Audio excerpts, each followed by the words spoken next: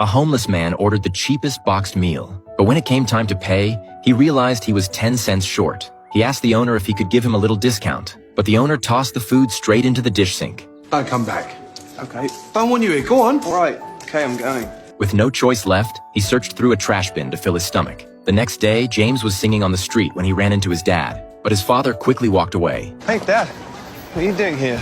James said Christmas was coming. He wanted to have dinner at home with his family. Before his father could speak, his stepmother shut him down immediately. The way she looked at James was full of disgust. As his father was leaving, he secretly slipped James a bill. It was a small gesture of guilt. On Christmas Day, James still went to his father's house. He gathered his courage and knocked on the door, but his father's smile vanished the moment he opened it. James had hoped to feel the warmth of home, but what greeted him was his sister harshly kicking him out. Mommy doesn't like you. And his father didn't hide his disappointment either. Maybe it was his father's coldness that made James feel a pain he couldn't put into words. When he got back to his cheap rental room, he heard a strange noise coming from the bedroom.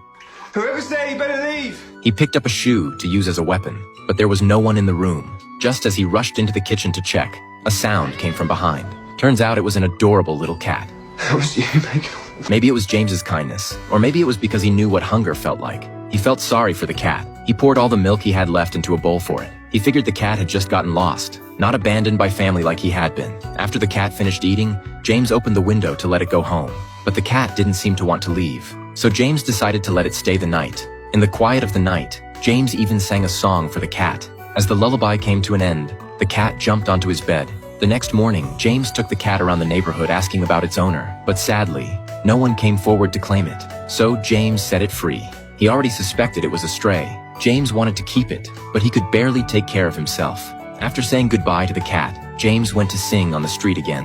But things didn't go well that day. Security chased him off not long after he set up. When he returned home, exhausted, he found the cat sitting at his doorstep, and he noticed the cat was injured. He rushed to a neighbor girl for help. Betty cleaned up the wound quickly and told James to take the cat to a charity vet for proper treatment. Luckily, the cat got help just in time.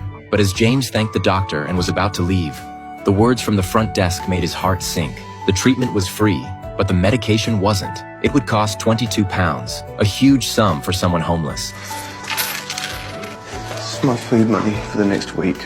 It's up to you. He chose to spend his whole week's budget on the cat's health, but the cat didn't seem grateful at all. It refused to take the medicine, and even bit James on the hand. James had to ask Betty for help again.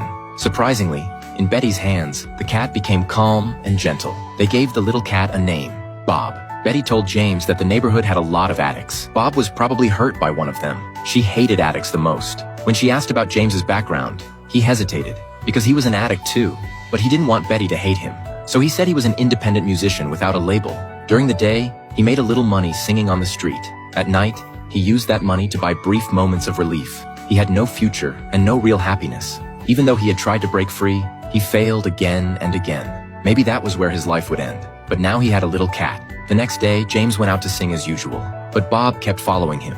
Afraid he couldn't take care of Bob on the street, he left him behind in the neighborhood. But Bob jumped onto the bus and followed him anyway. Passengers smiled at the cute little guy. Bob couldn't find James on the first floor of the bus, so he ran to the second floor and found him there. James placed him by the window. To keep Bob from running around, a bus worker gave them a rope to use as a leash. When they got off the bus, Bob looked around cautiously.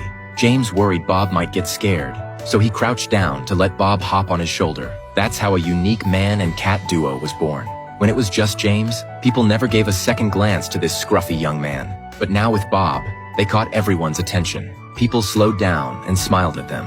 Strangers wanted to take pictures with them, and more people were willing to offer support. By the end of his performance, James had earned more than he used to in a whole week. Do you know what just happened? You are a wonderful little being, aren't you? As the sun went down, they rode the bus home together. James even picked out a brand new leash for Bob, and they went to the supermarket, letting Bob choose his own food. From that day on, people walking through London saw the same scene every day. A man singing on the street with a cat by his side. Sometimes Bob sat on the guitar. Sometimes he just quietly watched nearby. Their performance won more and more hearts, and James's life slowly got back on track. But just when things started looking up, something unexpected happened.